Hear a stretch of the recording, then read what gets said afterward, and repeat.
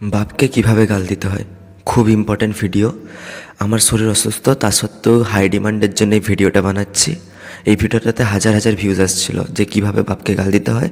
যদি জানো তাহলে কমেন্টে বলো। তো অনেক সদস্য এটার অপেক্ষায় রয়েছে, তাই তারা বারবার আমাকে ফোন করছে আর কমেন্ট করছে পুরোনো ভিডিওতে যে কবে এই ভিডিওটা দিবে, যে বাপকে কিভাবে গাল দিতে হয়। ফাইনালি আজ সেই দিনটা, আজ আমি তোমাদেরকে শেখাবো কিভাবে বাপকে গাল দিতে হয়।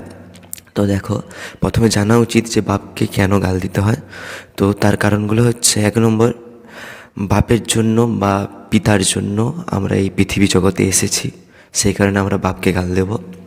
পিতার জন্য বা বাবার জন্য আমরা ছোট থেকে বড় হয়েছি, আমরা শিক্ষা অর্জন করেছি, তাই পিতাকে গাল দেব বা বাপকে গাল দেব। বাবা সারাদিন পরিশ্রম করে খেটে অর্থ উপার্জন করে ঘরে এনে দেয়, আর সেই টাকায় সংসার চালায়, আমরা দুবেলা দুটো খেতে পাই, সেই কারণে বাপকে গাল দেব।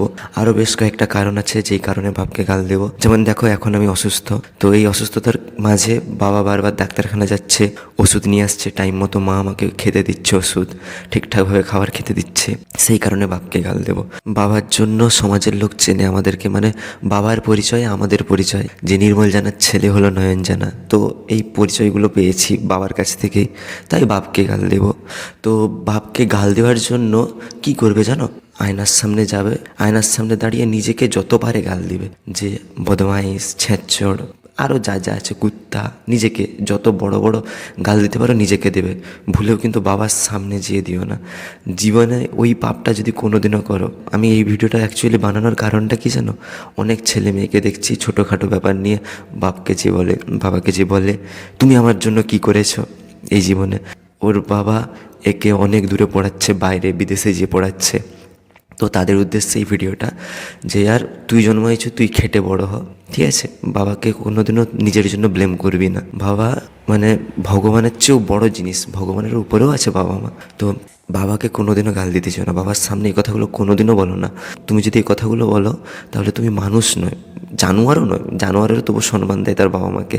তুমি কোন পর্যায়ে তুমি সেটা নিজেও বুঝতে পারছো না, তুমি রাক্ষস। তোমার এই পৃথিবীতে জন্মানোটাই তাহলে বৃথা। ব্যাস, এই ছিল ভিডিওতে।